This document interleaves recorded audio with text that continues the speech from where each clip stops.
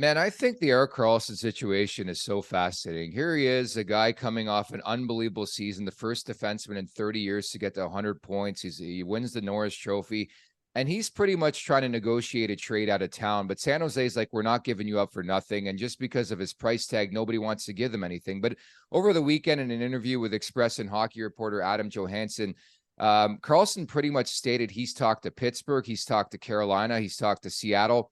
He's talked to the Toronto Maple Leafs this summer, which isn't surprising. The Leafs have been linked since pretty much Brad Treliving took over.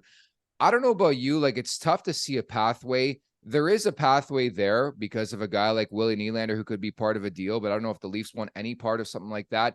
There is a pathway on paper. It would make a lot of sense, but I still think it's a pipe dream, Erik Karlsson at Toronto. How do you feel about it?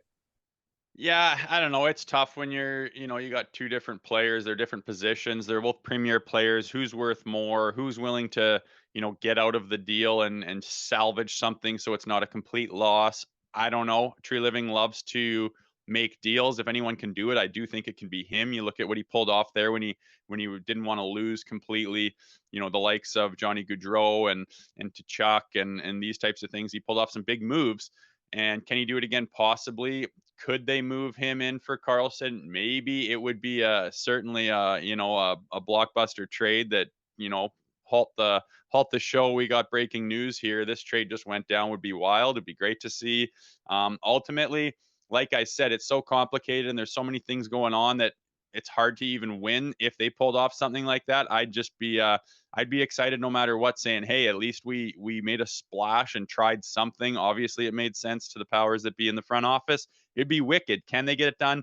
Again, I don't know. Both sides again are going to have to think that they're winning or in a position where this makes sense. It's hard to get to that point, but again, True Living's done it in the past, and anything is possible. It'd be pretty neat.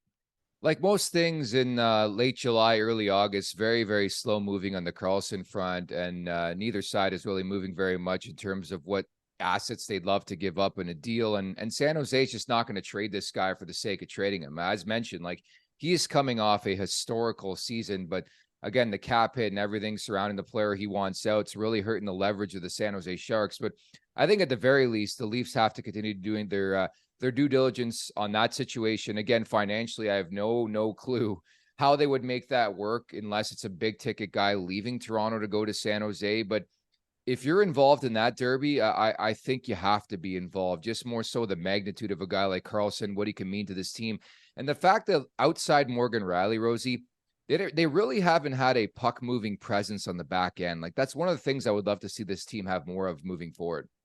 Yeah, for sure. I mean, we got that Klingberg accusation, and we know Yeah. he has been capable of doing those types of things, and has just kind of not had his best last couple of years, I guess you could say. And so I think there's a lot of hope, and I always laugh when people have hope that a guy's going to sign with Toronto and then outperform his best years. Where it's like we say, it's difficult to perform in Toronto. There's a lot of spotlight and pressure and everything else in the town, so it's hard to come there and be even better than you were in the past in a smaller market. But stranger things have happened. He's capable. But like you say, we are maybe a little bit thin back there. And again, every time you talk to a guy, I talk to guys that have won Stanley Cups and they're in the mix. And there's always a theme of, man, Big D wins championships. And every team that gets it done, they have these stud D men. They have guys that keep the puck out of your net. They have guys you can rely on that can get the puck up to the forwards, and they can get up there and hold the line, and they can chip in offensively, and they can work the PK, they can work the power play, they can do it all. And it starts with,